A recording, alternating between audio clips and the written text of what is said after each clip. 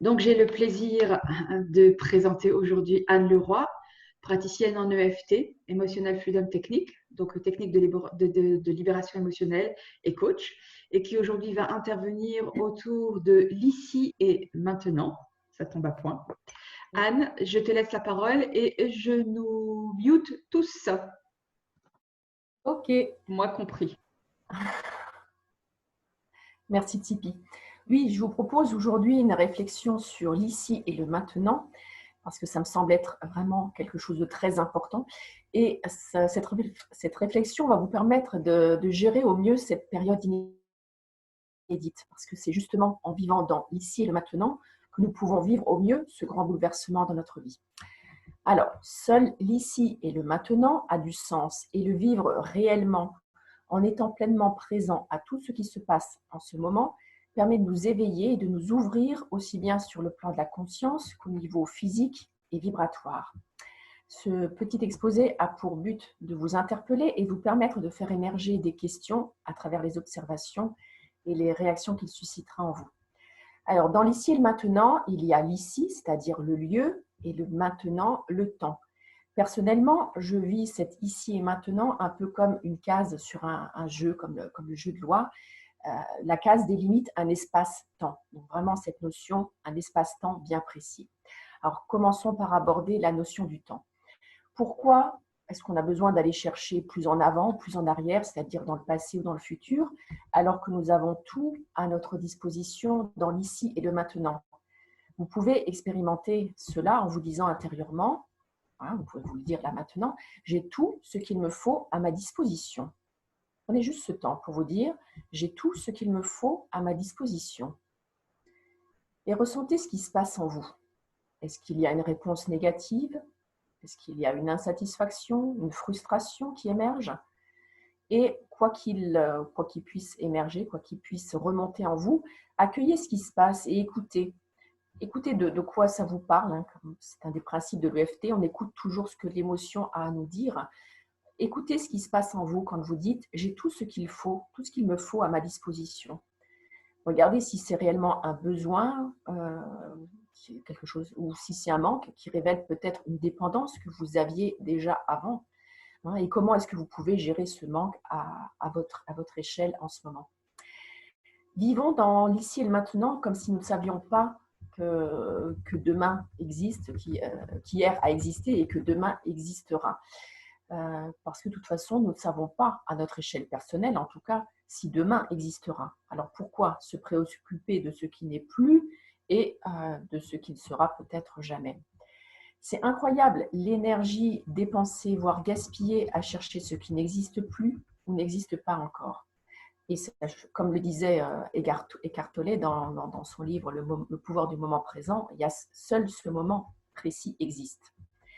En plus, l'ici et le maintenant, c'est un lieu de création privilégié. C'est-à-dire que tout ingrédient que vous mettez dans cet espace bien précis sert à créer la seule chose que vous pouvez vivre, c'est le moment présent. Cet ici et maintenant, c'est aussi un lieu d'expérimentation privilégié.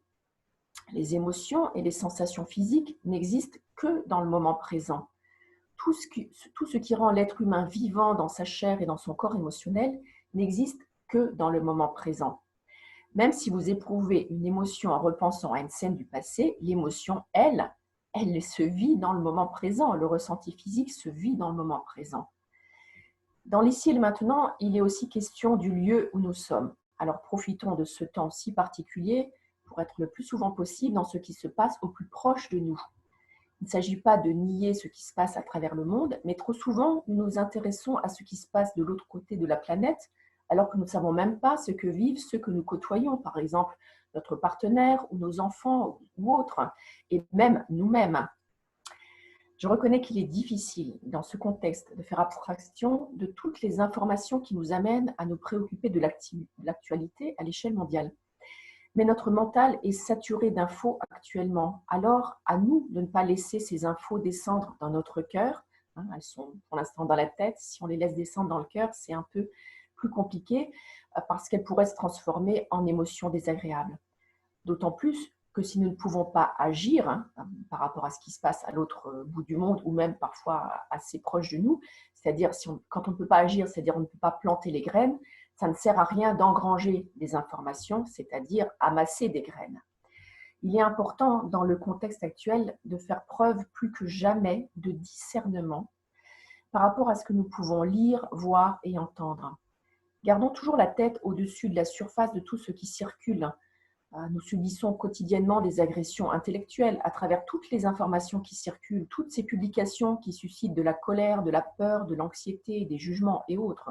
Quand je vois ce qui peut circuler sur Facebook, c'est vrai que c'est vraiment un lieu qui peut être très anxiogène, à moins de faire du tri et de ne regarder que ce qui est très positif. Par rapport donc à ce discernement, c'est important de vous demander qu'est-ce qui est vrai, dans le sens où est-ce que j'ai pu vérifier par moi-même. Ne prenons pas pour réalité les informations qu'on nous livre, quel que soit le biais par lequel elles nous arrivent, mais vérifions autant que possible par nous-mêmes. En vérifiant, vous êtes dans le moment présent, vous êtes pleinement acteur de ce qui se passe. Et si nous ne pouvons pas vérifier par nous-mêmes, eh bien, restons sceptiques quant à l'information que nous avons reçue. Et c'est d'autant plus vrai quand l'info parle d'un événement se déroulant de l'autre côté de la planète. Alors, comme le dit le 5e accord Toltec, soyez sceptiques. Alors, je n'ai pas à vous expliquer ou à vous dire comment faire pour vivre l'éveil de l'ici et du maintenant.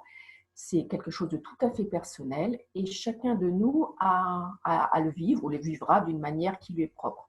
Mais je vais vous proposer quelques questions pour vous amener à la réflexion, à l'introspection, à l'expérimentation vraiment de ce moment présent pour faire émerger des questions à travers les observations que ça suscitera en vous. Alors, vivez vraiment l'ici et le maintenant dans le strict minimum. On est dans un confinement où seul le service minimum est de mise. Donc, vivez vraiment cet ici et maintenant dans le strict minimum que vous avez. Notamment, c'est vrai que tout ce qui est achat, tout ce qui est loisirs, occupation, tout ça est réduit au strict minimum. Donc, vivez vraiment ce moment présent avec le peu, avec ce que vous avez, et peut-être que vous vous rendrez compte que ce n'est pas si peu que ça. Observez aussi dans l'ici et le maintenant votre résistance au changement. Comment vous vivez ce bouleversement de vos habitudes? Qu'est-ce que cela implique? Quelles en sont les répercussions? Vivez vraiment comment vous réagissez par rapport à ce changement qui est demandé. C'est-à-dire, si vous aviez l'habitude de sortir tous les jours, qu'est-ce que ce changement provoque en vous? Est-ce qu'il y a de la résistance? En étant dans l'ici et le maintenant, vous pouvez vraiment expérimenter au plus profond de vous-même ce que ce confinement implique. Mesurez aussi la qualité des relations qui sont donc actuellement réduites aussi au strict minimum. Est-ce que vous êtes à votre place avec la ou les personnes que vous côtoyez? Qu'est-ce que vous pouvez changer là maintenant dans ce que vous vivez avec la personne qui vous accompagne? Et puis surtout qu'en ce moment, ce n'est pas propice pour lancer une procédure de divorce ou même une simple séparation de corps ou un éloignement géographique. Donc, avec là ou les personnes avec qui vous vivez, regardez qu'est-ce que vous pouvez faire là dans l'ici et le maintenant pour améliorer ou pour enjoliver la relation. Observez aussi comment l'incertain, l'angoisse du futur disparaît quand vous êtes dans l'ici et le maintenant. Quand vous êtes vraiment dans ce moment très précis, dans cet espace-temps très précis, vous ne vous posez plus de questions par rapport à demain, par rapport au futur. Vous êtes vraiment pleinement présent à ce qui est ici.